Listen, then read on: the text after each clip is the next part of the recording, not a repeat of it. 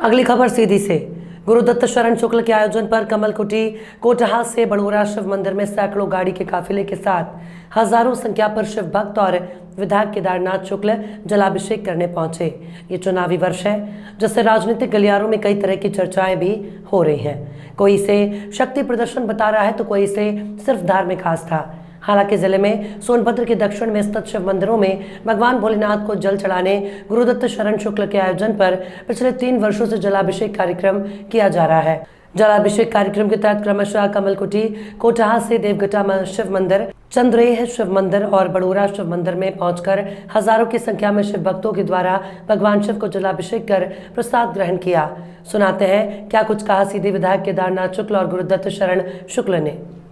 बड़ौरा हमारे जिले का भगवान शंकर का सबसे बड़ा धार्मिक स्थल है और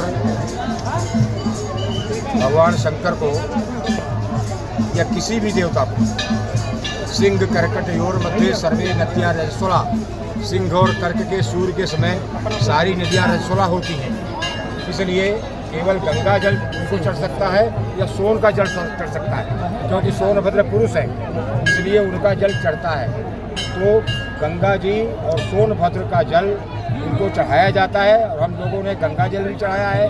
सोनभद्र से तो जल लेके ही आए ही हैं। ये सोनभद्र की प्रतिष्ठा भी है, सोनभद्र की प्रतिष्ठा है। हम उनके किनारे बसे हैं, हम उनकी शरण में हैं और उनकी जय जयकार करते हैं और सोनभद्र का जल भगवान शंकर को अर्पित करके जिले का क्षेत्र का कल्याण मना रहे हैं। भगवान ऊपर वाले की आप देख रहे हैं जल वृष्टि हो नहीं रही है, सारी प्रजा में हाहाकार है। ठीक से पानी बरसे, लोग कल्याण से रहें, इसी बात के लिए हम बड़ौरा शिव मंदिर को हमेशा पौराणिक कथाओं में देखा जाता है और आपके द्वारा कहा जाता है। क्या कहेंगे यहाँ की पौराणिक कथाओं को लेकर, इतिहास को लेकर? पौराणिक कथाओं में हमारे यहाँ के जितने भी शिवालय हैं सभी वर्णित हैं। सोनभद्र के दक्षिणी तट पर जो भी शिवालय हैं वो सब अग्निपुराण द्वारा संबद्ध हैं और उन्हीं में से हमारा बड़ौरा है। जिस प्रकार से ज़्यादा आज श्रद्धालु एकत्रित हैं आपके साथ, कहीं ये शंखनाद तो नहीं आगामी विधानसभा चुनाव को लेकर? यह पिछले साल भी हुआ था, उसके पिछले साल भी हुआ था।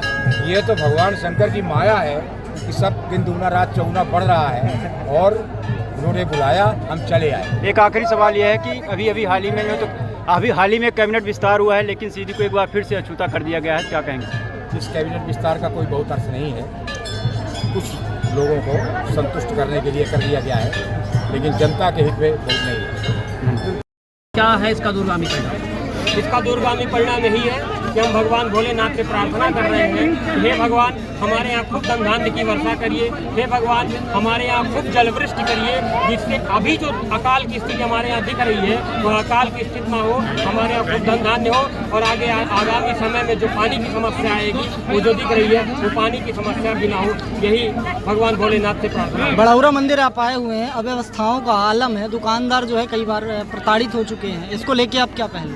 आज तो हम भगवान का जलाभिषेक करने आए हैं, बाकी समस्याओं के बारे में फिर किसी दिन बैठकर चर्चा कर लेंगे। भगवान भोलेनाथ का कार्यक्रम इसी तरह चलता रहे, भगवान भोलेनाथ का जलाभिषेक महानद सोन के जल से होता रहे, यही हमारा प्रयास है। और आप लोगों ने देखा होगा कि मेरा आज ये 3रा साल है, लेकिन बहुत सारे लोगों ने भगवान के जलाभिषेक की शुरुआत की है और मैं यही चाहता हूँ कि भगवान हमारे दक्षिणी तट पर जितने भी देवगटा, चंद्रेश, बड़ौरा जो भी शिवालय हैं इनका महानद सोन के जल से जलाभिषेक हो, जिससे इस क्षेत्र का कल्याण हो, यही मेरी। इस जलाभिषेक को लेकर तरह तरह की लोगों की मन में शंकाएं हैं और चर्चाएं हैं, चर्चाओं को लेकर क्या कहेंगे?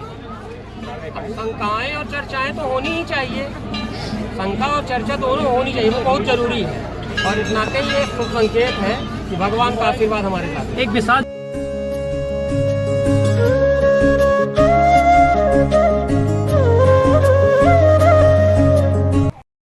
राज ज्वेलर्स प्रोपराइटर अखिलेश टोनी बड़खरा वाले, सभी आभूषणों पर शुद्धता की गारंटी।